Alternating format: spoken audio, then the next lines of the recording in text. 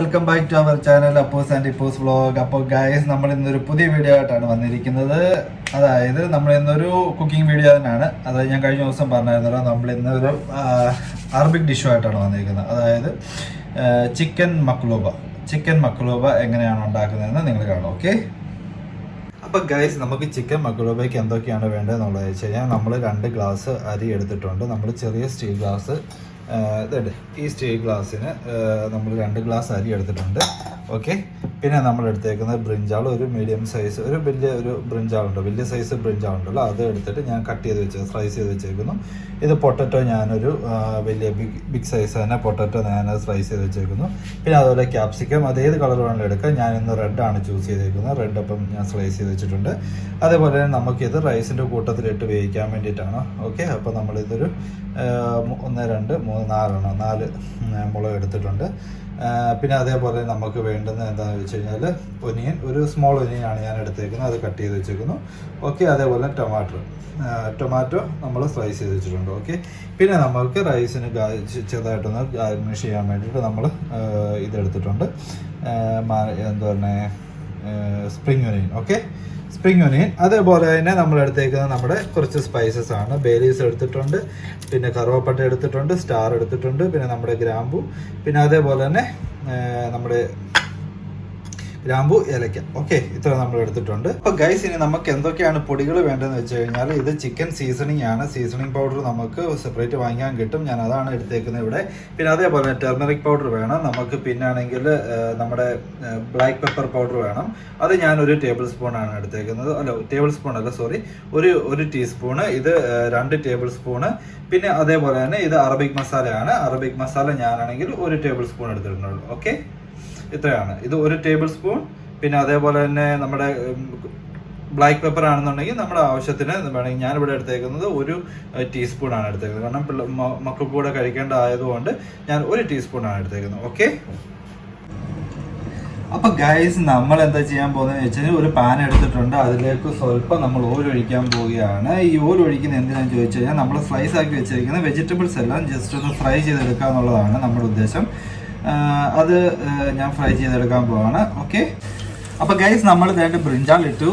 ഇത് ഫ്രൈ ആയി കഴിയുമ്പോഴത്തേക്കിന് നമ്മൾ അടുത്ത പൊട്ടറ്റോ, അങ്ങനെ ഓരോന്നോരോന്നായിട്ട് നമ്മൾ ഫ്രൈ ചെയ്തെടുക്കും. ഓക്കെ, അപ്പോൾ ഗൈസ്, നമ്മൾ പാൻ എടുത്ത് സ്ലൈസ് ചെയ്ത് വെച്ചിരുന്ന ഒനിയൻ എടുത്ത് നമ്മൾ വഴറ്റിയെടുക്കാൻ പോവാണ്. ഒനിയൻ ഇട്ട് നമ്മൾ വഴറ്റിയെടുക്കുകയാണ്. ഓക്കെ, അപ്പോൾ ഗൈസ്, നമ്മൾ മസാല ഒക്കെ ഇട്ട് ഇതിനകത്ത് കുരുമുളക് പൊടി, നമ്മൾ സീസണിങ്, നമ്മുടെ അതേപോലെ തന്നെ അറബിക് സ്പൈസ് എടുത്ത് നമ്മൾ ഇതിനകത്ത് ഇട്ട് ഓക്കെ, അത് മിക്സ് ചെയ്തെടുത്ത് ഇനി നമ്മൾ അടുത്തതാണെങ്കിൽ ചിക്കൻ എടുക്കാൻ പോകണം. അപ്പോൾ ചിക്കൻ എടുത്ത് നമ്മൾ ചിക്കൻ എടുത്ത് ഇതിനകത്തിട്ട് വേവിക്കാൻ പോകണം. ഓക്കെ, അപ്പോൾ ഗൈസ്, നമ്മൾ എടുത്ത ഒരു ചിക്കനാണ്. 1 കിലോയുടെ ഒരു ചിക്കന്, അത് നമ്മൾ 4ആയിട്ട് മുറിച്ചിട്ടേക്കുവാണ്. ഓക്കെ, 4ആയിട്ട് മുറിച്ച് നമ്മൾ മസാലക്കകത്ത് ഇട്ടു. ഇതിനെ തിളച്ച് ഇത് ചിക്കൻ വെന്ത് കഴിയുമ്പോഴത്തേക്ക് നമ്മളിതെടുത്ത് മാറ്റുകയാണ്. ഓക്കെ, ഇത് മാറ്റി അത് കഴിഞ്ഞിട്ട് നമ്മൾ റൈസ് സെറ്റ് ചെയ്യും.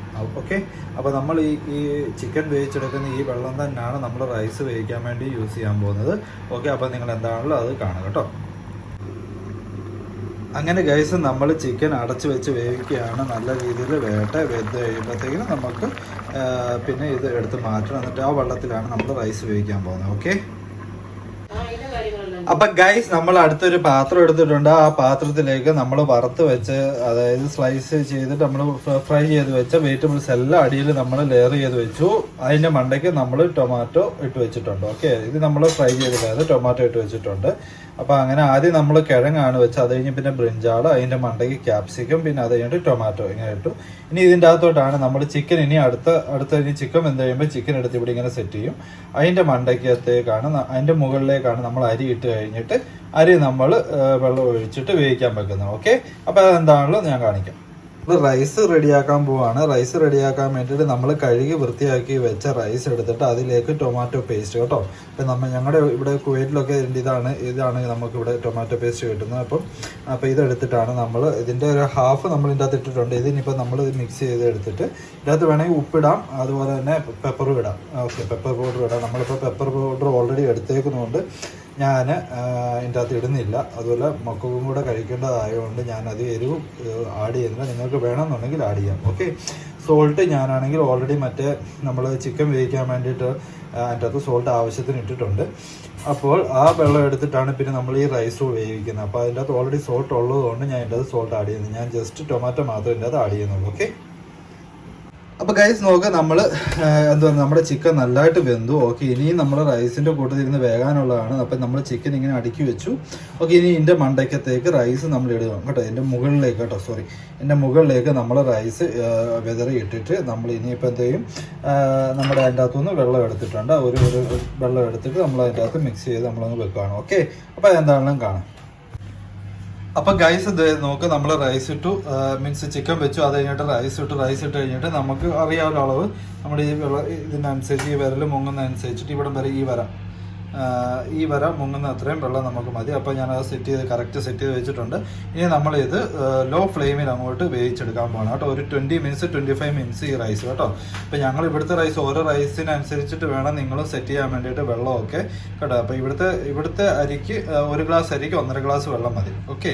അപ്പോൾ ഞാനതെന്താണെങ്കിലും ഇതൊന്ന് സെറ്റ് ചെയ്യട്ടെ. ഓക്കെ. അപ്പോൾ ഗൈസ് നമ്മൾ 20 മിനിറ്റ് നമ്മൾ ഇത് കുക്ക് ചെയ്ത് നല്ല റൈസ് നല്ല സൂപ്പറായിട്ട് വെന്ത് വന്നിട്ടുണ്ട്. അപ്പോൾ അതിൻ്റെ മണ്ടയ്ക്ക് നമ്മൾ എന്തോ ചെയ്തു, ഇതുപോലെ തന്നെ മുളകൊക്കെ വെച്ച് നമ്മൾ അരിഞ്ഞ സ്പ്രിംഗ് ഓനിയനും ഇട്ടിട്ട് നമ്മൾ ഇനി കുറച്ച് നേരത്തേക്ക് ഇത് അടച്ചു വെക്കാൻ പോകണം കേട്ടോ. അപ്പോൾ ആ ഒരു ചെറിയൊരു ചൂടിൽ നമ്മുടെ ഈ മുളകൊക്കെ ഒന്ന് വാടി കിട്ടും. അതേപോലെ നല്ല ഒന്നുകൂടെ സ്വല്പം വേണമെങ്കിൽ നമുക്ക് മസാല ഇതിൻ്റെ മണ്ടയ്ക്ക് ഒന്ന് സ്പ്രിങ്കിൾ ചെയ്ത് കൊടുത്ത് കഴിയുമ്പോഴത്തേക്ക് നല്ല മണത്തിൽ നമുക്ക് ഇത് കിട്ടും. ഓക്കെ. അപ്പോൾ ഗൈസ് നമ്മൾ അങ്ങനെ ഒരു വലിയ പാത്രത്തിലേക്ക് നമ്മൾ ഈ നമ്മുടെ റൈസ് വെച്ച പാത്രം നേരെ കമത്തി വെച്ചിട്ട് എടുക്കുകയാണ്. ഇങ്ങനെയാണ് സാധനം എടുക്കുന്നത്. ഇപ്പോൾ പൊട്ടിപ്പോരും തോന്നുന്നു, അറിയത്തില്ല. ഇനി നോക്കാം നമുക്ക്. അയ്യോ, പൊട്ടിപ്പോയി.